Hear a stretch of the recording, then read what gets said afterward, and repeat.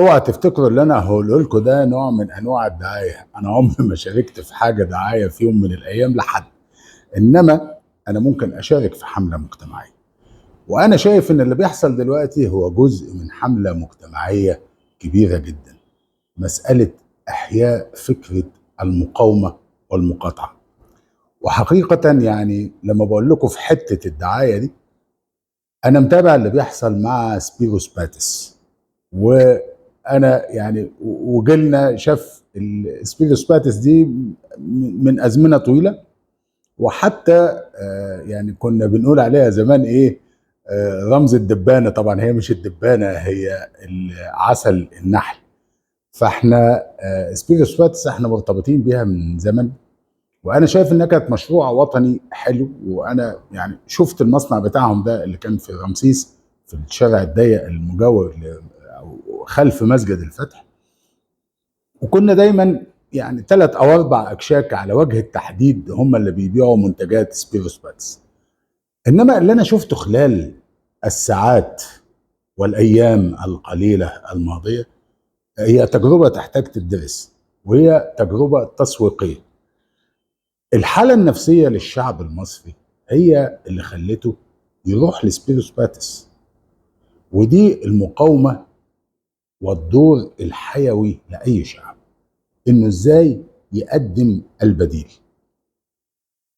ممكن حد يقول لي طب ما الشركات الأمريكية اللي هي موجودة زي كوكاكولا وبيبسي والى آخره هي شركات مصرية، بس البراند أمريكي.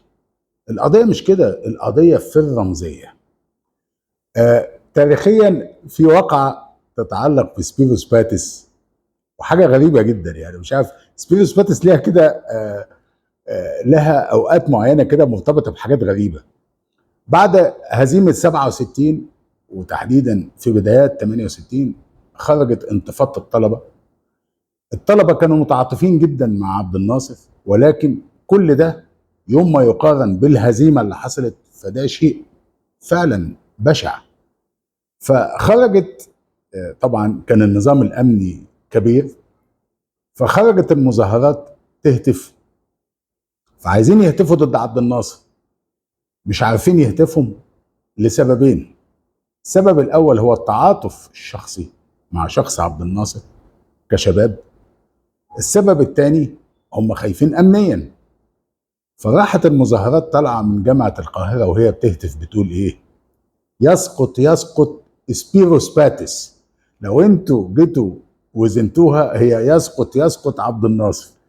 بس هم من حبهم في عبد الناصر كانوا مش قادرين يقولوا اسم عبد الناصر ان هو يسقط. وفي نفس الوقت طبعا في بعضها جزء امني. دي واقعة. الواقعة التانية تتعلق بالمقاومة.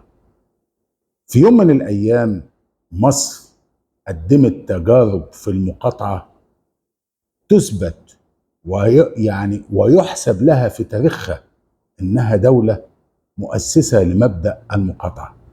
انا هقول لكم على اغنية، وبعد كده هقول لكم على الحملات والحملات المضادة اللي حصلت في فكرة المقاطعة دي. إنما هتوقف في أغنية سلمى يا سلامة لفنان الشعب سيد درويش.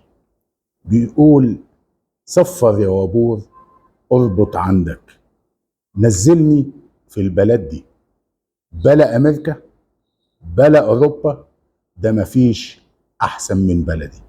ده ضمنيا موقف سياسي ودعوة للمقاطعة. مصر أم المقاومة وأم المقاطعة.